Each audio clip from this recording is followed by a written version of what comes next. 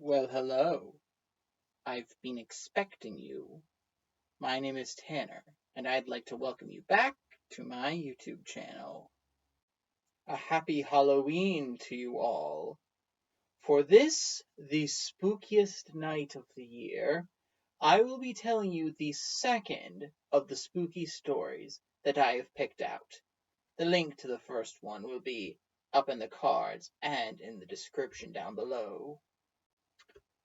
The reason I picked this specific story for All Hallows Eve this year is because the events in this story take place around this time. So without further ado, here is the spooky story for All Hallows Eve, the story of Tam Lin.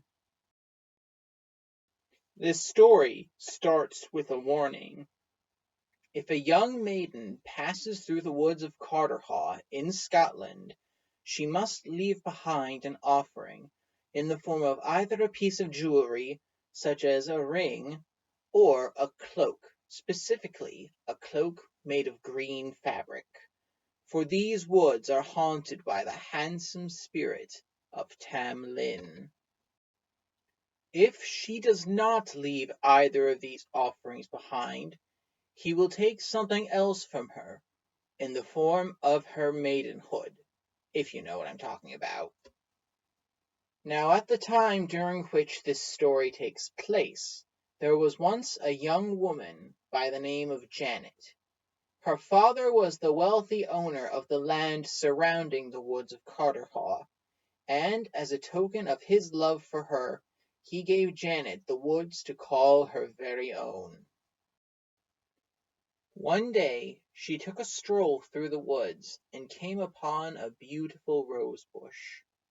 She was just about to pick a rose with two flowers blossoming from one stem when she felt a sudden breeze and then a warm feeling on both of her shoulders.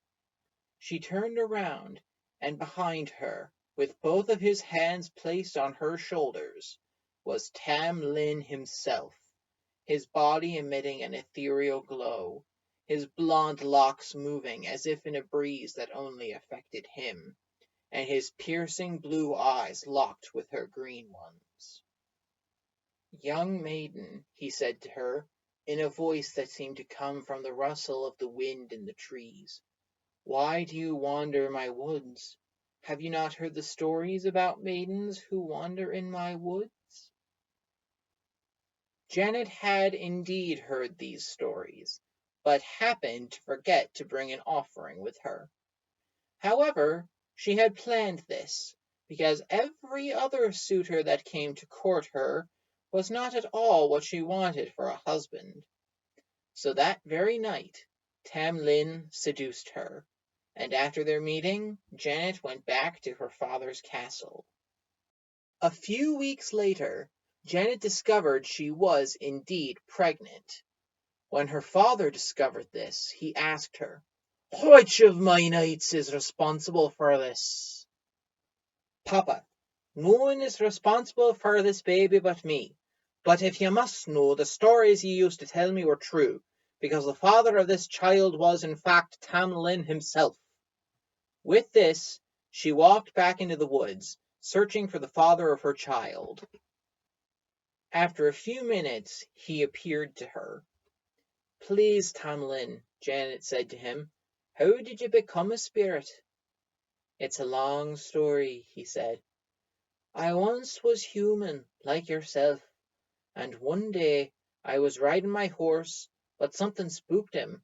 He reared up, and I fell right off into the arms of the Fairy Queen. I've been her consort ever since." Janet could tell there was something else he wanted to tell her, so she asked him, "Is there any way to break you from her spell?"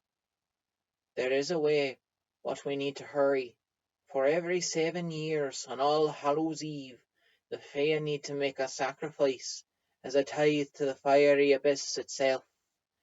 They prefer to sacrifice humans or their own when they can, so I worry that I'll be the next sacrifice." "But All Hallows Eve is tonight," Janet realized. "Yes, which is why you must do exactly as I say." That night, the Fey procession marched through the woods, torches in hand, and Tam Lin riding next to the Queen in the sacred garments of a Fey sacrifice. However, unknown to all but Tam Lin, Janet was following along right next to them, hidden from the eyes of the Fey in a green cloak. When they reached the sacred area where the sacrifice was to occur, Janet put their plan into action. She leapt out of the woods and knocked Tam Lin off of the horse he was riding. The Queen figured someone was trying to break her spell, so she used her magic to transform him into a variety of creatures, starting with a lizard, then a snake, then a bear, then a lion, then a piece of red-hot iron, and finally a blazing coal.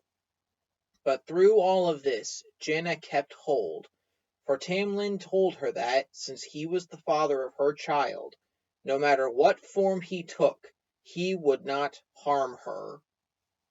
Once he became a blazing coal, Janet took the coal and dumped it into a nearby well. As soon as he hit the water, the spell on him was broken, and Tam Lin became human again. However, they both had to hide inside Janet's cloak, both to hide from the Fey Queen, and because when the spell broke, Tam Lin was exposed. The Fairy Queen and her entourage searched and searched until finally she begrudgingly conceded defeat. However, before she disappeared, she spoke to the hidden Tam Lin. "If I had known this would be how I would lose you, then when you first fell into my arms, I would have turned your eyes to stone." With that last thought, she disappeared into the woods, and Janet and Tam Lin lived happily ever after. And there we have it. That was the story of Tam Lin. If you like this video and you want more, please give this video a like and subscribe down below so you don't miss any new videos. Also, if there are any other ideas you want to see in future videos, please leave your thoughts in the comments down below, and it might just happen. Alright, well, that's all the time I have for this video, so I will see you all next week with a brand new one. See you then.